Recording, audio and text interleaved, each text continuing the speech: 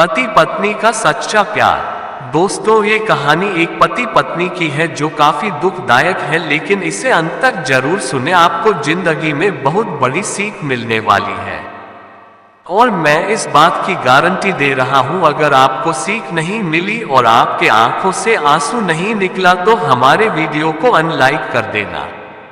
और अगर इस कहानी से सीख मिल जाती है और आपकी आंखें नम हो जाते हैं तो इस वीडियो को लाइक करना और हमारे चैनल को सब्सक्राइब करना, साथ ही बेल आइकन को दबाना ना भूलें। एक आदमी ने एक बहुत ही खूबसूरत लड़की से शादी की।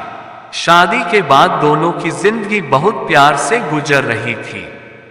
वह उसे बहुत चाहता था और उसकी खूबसूरती की हमेशा तारीफ किया करता था।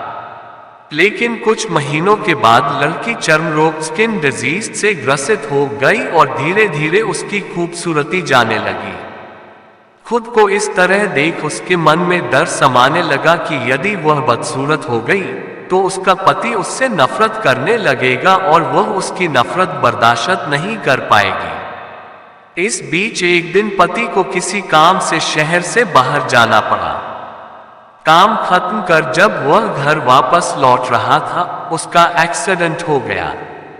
एक्सीडेंट में उसने अपनी दोनों आंखें खो दी, लेकिन इसके बावजूद भी उन दोनों की जिंदगी सामान्य तरीके से आगे बढ़ती रही। समय गुजरता रहा और अपने चर्म रोग के कारण लड़की ने अपनी खूबसूरती पूरी तरह गंवा दी। वह बदसूरत हो गई, लेकिन अंधे पति को इस बारे में कुछ भी पता नहीं था, इसलिए इसका उनके खुशहाल विवाहित जीवन पर कोई प्रभाव नहीं पड़ा। वह उसे उसी तरह प्यार करता रहा। एक दिन उस लड़की की मौत हो गई। पति अब अकेला हो गया था। वह बहुत दुखी था। वह उस शहर को छोड़कर जाना चाहता था। उसने अंतिम संस्कार की सारी क्रियाविधि पूर्ण की और शहर छोड़कर जाने लगा। तभी एक आदमी ने पीछे से उसे पुकारा और पास आकर कहा, अब तुम बिना सहारे के अकेले कैसे चल पाओगे? इतने साल तो तुम्हारी पत्नी तुम्हारी मदद किया करती थी।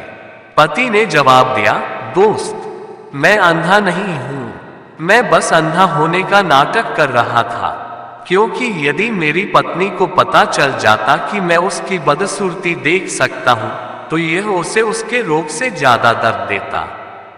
इसलिए मैंने इतने साल अंधे होने का दिखावा किया। वह बहुत अच्छी पत्नी थी, मैं बस उसे खुश रखना चाहता था। खुश रहने के लिए हमें भी एक दूसरे की कमियों के प्रति आंखें बंद कर लेनी चाहिए और उन कमियों को नजरअंदाज कर देना चाहिए।